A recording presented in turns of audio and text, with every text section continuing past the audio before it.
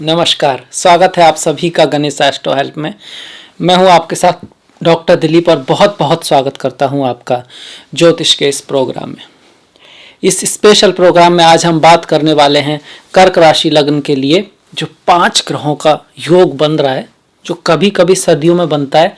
ये कोई ऐसा योग नहीं है जो बनता ही रहता है, क्योंकि एक ही राशि में 5 ग्रह, वो भी शनि, गुरु, बुध, शुक्र, सूर्य, कुछ समय तो चंद्रमा भी रहेंगे। ऐसे जो योग हैं वो कभी कभी बनते हैं। वो भी शनि इस समय अपनी खुद की राशि में है, जहाँ वो 30 साल बाद आए हैं। गुरु भी इस जगह थे, मतलब कि 12 साल बाद आए। और सारा संयोग तो बहुत सदियों में ऐसा होता है, क्योंकि राहु और केतु के बीच में आए हुए हैं और मंगल आपके 10वें भाव में रोचक नाम का महापुरुष योग भी बनाकर देखे बैठे हुए हैं। तो एक विशेष ग्रहों की अवस्था है जो कि बहुत ही कम होती है। तो क्या लेकर आया है आपका ये संयोग, 5 ग्रहों का योग, वही हम बात करने वाले हैं। तो अगर हम आपकी कुंडली को देखते हैं तो ये जो 5 ग्रह हैं, या 6 भी कह सकते हैं, 11 तारीख तक सूर्य रहने वाले हैं, फरवरी तक। तो ये जो कहाँ पर है, पर जब चंद्रमा नहीं होंगे, और जब सूर्य जाएंगे उसके बाद कुछ दिन के लिए, 2.5 दिन के लिए चंद्रमा आएंगे। 7वें भाव में बन रहा है और लग्न को देख रहा है। तो अब 7वां और लग्न क्या है, ये महत्वपूर्ण हो जाता है यहाँ से। तो देखिए, जो लग्न है ये वास्तव में सबसे महत्वपूर्ण घर है, और लग्न का स्वामी सबसे महत्वपूर्ण ग्रह है। अगर लग्न और लग्न का स्वामी कमजोर हो, या फिर राशि और राशि का स्वामी कमजोर हो, तो बाकी कुंडली में कितने ही राजयोग, महायोग, लक्ष्मी योग हो, वो खास रिजल्ट नहीं दे पाते हैं। तो लग्न का मजबूत होना बहुत ज़्यादा ज़रूरी है। ऐसे में ये सारे के सारे ग्रह लग्न को देख रहे हैं। तो लग्न क्या दिखाता है? आपकी प्रतिष्ठा, आपकी समाज में स्थिति, आपका भाग्य, आपका प्रारंभिक जीवन या पूरा जीवन, कितनी कैपेबिलिटी है। अपॉर्चुनिटी भाग्य ला सकता है, पर आप उसको कितना कर पाएंगे, उसको कितना यूज कर पाएंगे, ये लग्न से और लग्न के स्वामी से देखते हैं। उसको पक्का लग्न बोलते हैं, जो लग्न का स्वामी है। तो लग्न वास्तव में, कुछ लोग तो कहते हैं कि सभी कुछ दिखा देता है। हेल्थ हो, वाइटलिटी हो, नेम हो, फेम हो, रिलेशनशिप हो, बिजनेस हो, सब। क्योंकि ये एक ऐसा घर है जो वास्तव में आपकी पूरी जिंदगी को दिखाता है। तो उस पर इतने ग्रहों की किसकी दृष्टि कौन से भाव से? 7वें भाव से। 7वां भाव कौन सा है? शादी, विवाह, spouse, partnership, social life, public, यश, फेम, बाहर की जो दुनिया है जहां हम परफॉर्म करते हैं, कर्म। 10वें भाव से 10, तो 10 का भी 10, कर्म का भी कर्म, प्रतिष्ठा की भी प्रतिष्ठा जो है वो 7वां भाव है। जो लोग बहुत अच्छे पॉलिटिशियन हैं, बहुत अच्छे स्टार्स हैं, बहुत फेम वाले हैं, बहुत फेमस स्पोर्ट्समैन है, कोई भी जो बहुत ऊंचाई पर जाते हैं, उनका 7वां भाव बहुत अच्छा होता है। बहुत बड़े बिजनेसमैन, सर्विस के लिए 6वां भाव आता है। पर ऐसे लोग जो सर्विस में ही है पर बहुत ऊंचाई पर जाते हैं, वो ऐसी सर्विस पे काम करते हैं कि बहुत ज़्यादा हायर से IAS हो गए, तो ज़रूरी नहीं है कि उनका 6वां भाव ही हो। 6वां भाव ठीक मिलेगा, पर 7वां भी बड़ा स्ट्रांग होता है, क्योंकि यही वो देता है कि लोग आपसे जुड़ते हैं, आपको फेम मिलता है। तो 7वां में गुरु, शनि, बुध, चंद्र, शुक्र और सूर्य भी रहने वाले हैं 11 तारीख तक। तो ये सारे ग्रह क्या कर सकते हैं, अब हम इस पे आते हैं। तो देखिए, 7वां का स्वामी 7वां में काम योग, शंख महा और सस महापुरुष योग बनाकर बैठा हुआ है। इसके साथ साथ जो गुरु हैं वो आपके भाग्य का स्वामी 7वां में आ रहा है, मतलब आपके स्पाउस के थ्रू आपको भाग्य की प्राप्ति हो सकती है। ये एक तरह का राजयोग है।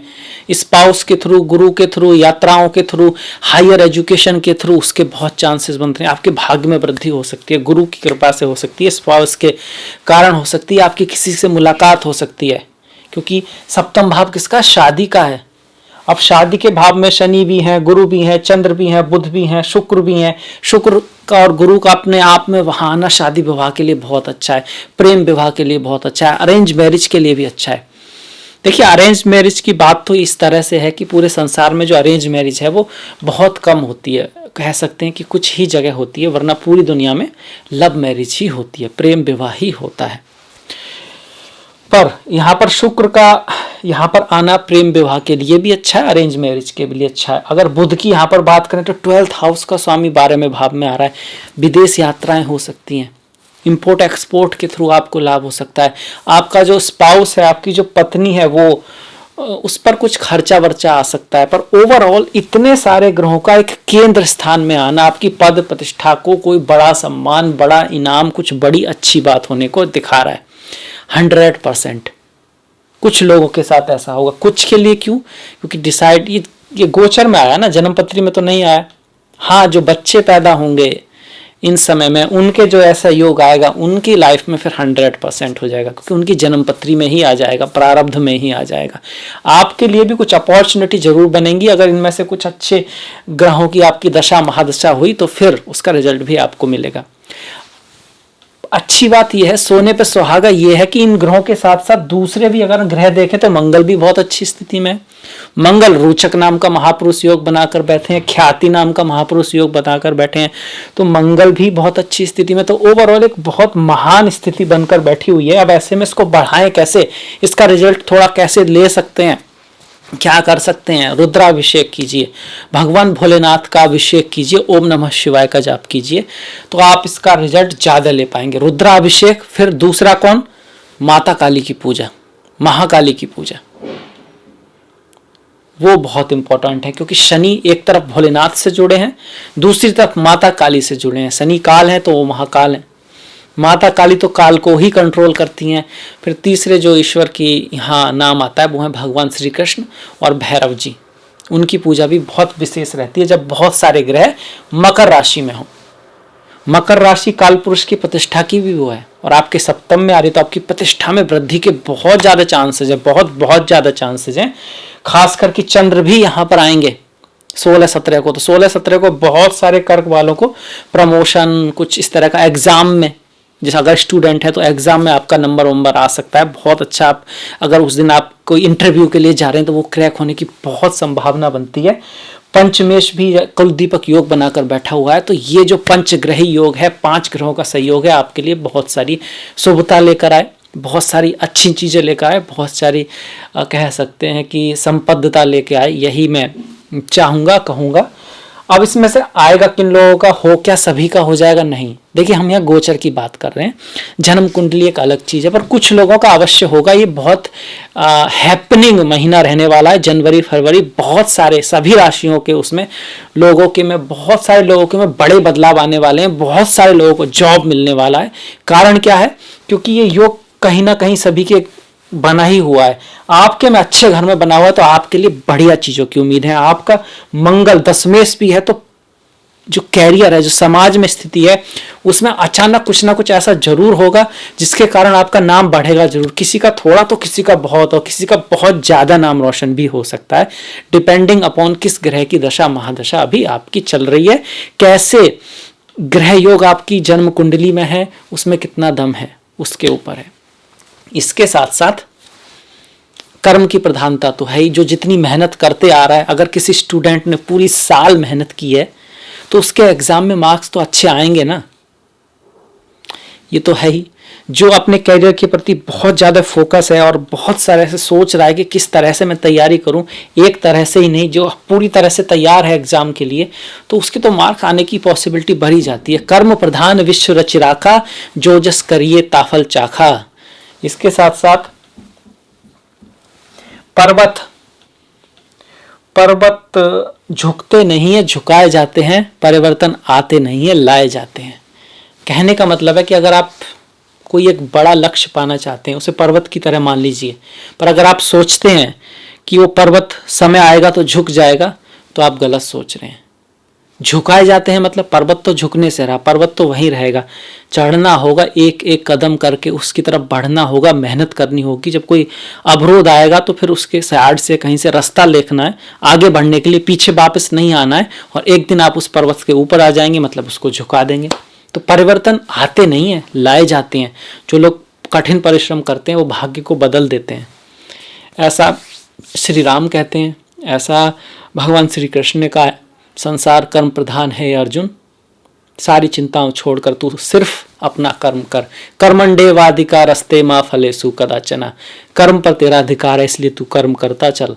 अपने धर्म के मार्ग पर पूरी मेहनत से, पूरी शिद्दत से, पूरी मन से अपनी जो रेस्पॉन्सिबिलिटी है उनको निभाते हुए सही कर्म करता चल। बाकी जो रिजल्ट है वो तो आएगा, वो तो आना ही है, वो तो प्रकृति का विधान ही ऐसा है कि वो आता ही है, उसे कोई रोक ही नहीं सकता। हाँ, कभी कभी उस हिसाब से नहीं आता, वो हमारी नज़रों में नहीं आता है, ईश्वर की कोई दूसरी प्लानिंग हो सकती है, कुछ पहले जन्म के कुछ रिजल्ट आ सकते हैं बीच में जिसके कारण ऐसा हो रहा है। पर यदि तू लगातार अच्छे कर्म करता रहेगा तो कुछ ना कुछ अच्छा होगा ही, आज नहीं तो कल। Comfort can make you weak. आराम आपको कमजोर बना देता है। अगर आपके पास खाना है, अच्छे कपड़े हैं, घर है, बहुत सारी इन्वायरमेंट है, खासकर कि अगर आपको अच्छा इनपुट नहीं आ रहा है तो वो आपको कमजोर कर देगा। अगर बेड अच्छा होगा तो आप सोएंगे ज़्यादा, खाना ज़्यादा खाएंगे तो नींद ज़्यादा आएगी। जो कंफर्ट की जो चीज़ें हैं वो आपको आरामदायक बना देती हैं, जब तक कि आपके जीवन में कोई ज्वलंत गोल ना हो। जैसा विवेकानंद ने कहा, वो आपको मूव करता है, वो आपको आगे बढ़ाता है। तो अपना एक गोल ढूंढिए अपने अंदर से, क्या आप करना चाहते हैं।